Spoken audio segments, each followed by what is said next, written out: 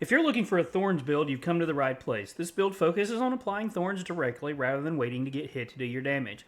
While you still do apply thorns through the conventional method of getting smacked in the face, the scalars for applying this directly with your rock splitter make the damage of this build stronger and more efficient, so let's get into it. What makes this build function is the Sepizon Tech unique weapon. This makes it so that your basic attack always attacks with their third upgrade. In the case of Rock Splitter, every single attack that you hit is applying 100% of your thorns damage, as well as making it strike 3 times at once. The unique passive also grants a huge bonus to your basic attack, which directly scales the thorn damage as you're attacking solely with basic attack.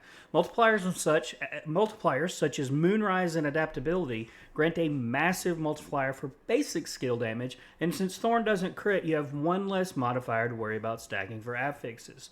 Razor Plate gives you a large base amount of thorns to scale off of. A few tempers that you really need to make sure you hit are Resolve Stack, Rock Splitter Block Chance, and Counterattack Charges. You also get into some really neat tech combinations for this. Scourge and Toxic Skin together and utilizing the menacing aspect give you permanent uptime of Toxic Skin's 100% damage multiplier, while Scourge's swarm of bugs follows you around healing you. For your Spirit Haul, you're going to take Gorilla main and secondary.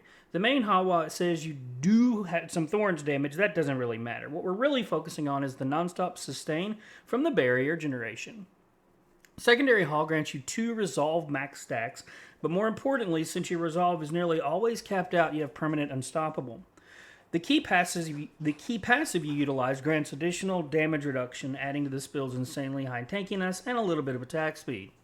For your ultimate, you're going to go for the Hunter. This is not only a good movement skill, but it also a huge damage multiplier to injured enemies and grants you attack speed from the Ferocity stacks. Finally, let's look at the Paragon board. Your starter board is a good place for Headhunter for any build because there's so many main stacks packed into this glyph range. Secondary board, we're going to take Spiny Skin and Outmatch Glyph. The important nodes for this board are all the max life and resist nodes. Third board is Revealing, with Colossal and 2 primary rare nodes you want to grab for this one are Grounded for attack speed and Haven for max life. Fourth board, we've got Viscous Shield with Turf. You're going to grab the Slayer node for a lot of armor and max life here. And the final board, you're going to take Sapping with Hubris. The board is filled with awesome rare nodes. Resilience for max life and max resist, and Denial for more max resist and armor. And finally, Spriteful for attack speed. So while this build is not as flashy as some of the other builds like Quill and the Evade build, it's definitely fun to play. I've had a lot of fun with building this out. It's super tanky. You can tank all the pit boss mechanics, getting 3 stacks and just sitting there eating them. So it's super fun. Been able to perform very high in pits. We're up into the 70s so far, even with 4 of 12 gear. So looking forward to see where else this build can go. Thanks for watching. We'll see y'all next time.